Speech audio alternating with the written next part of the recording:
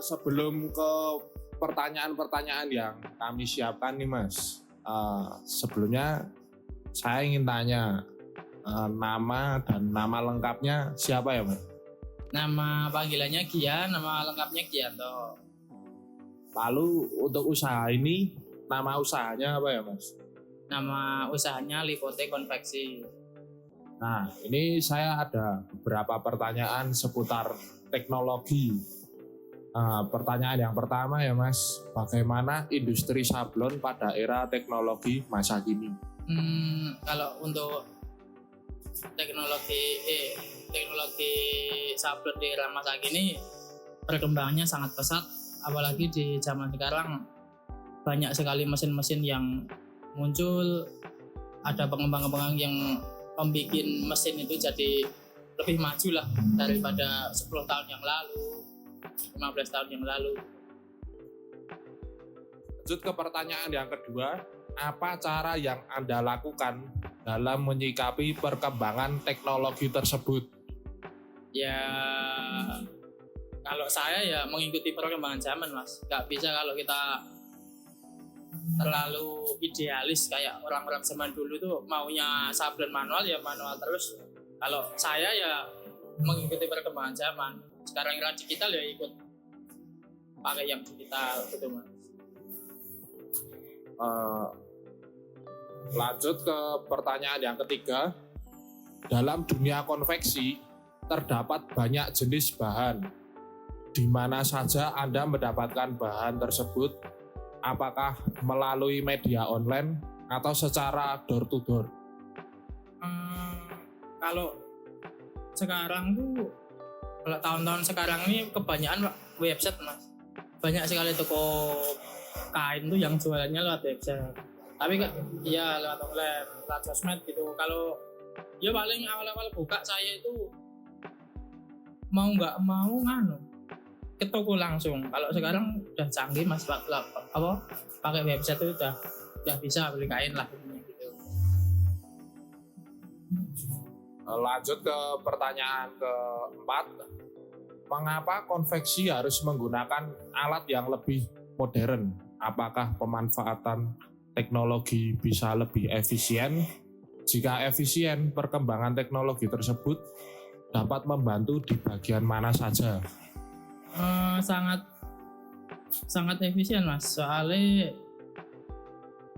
perkembangan teknologi itu yang pertama makin memudahkan, itu pasti itu Mas, memudahkan. Yang kedua hasilnya bisa detail. Ya kalau manual itu kan pasti ada miss dikit tuh, ya itu emang kekurangannya sablon manual tuh pasti ada yang kurang dikit Mas. Tapi kalau digital tuh pasti bisa detail Mas. Nah kalau apa tadi pertanyaan? Mengapa konveksi harus menggunakan alat yang canggih Mas yo, yang modern? Yang pertama ya mengikuti zaman, sama biar bisa ikut bersaing di dunia konveksi yang sekarang serba digital ini. Yang keduanya ya jujur aja, kalau makin modern itu pengerjaan lebih cepat Mas. Itu aja sih. Kalau manual itu lama soalnya.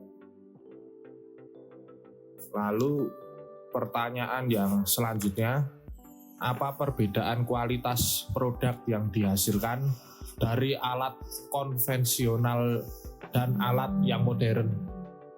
Kalau perbedaan sangat jauh Mas. Dari segi hasil itu, kalau menurut saya Mas ya, jauh lebih bagus yang manual.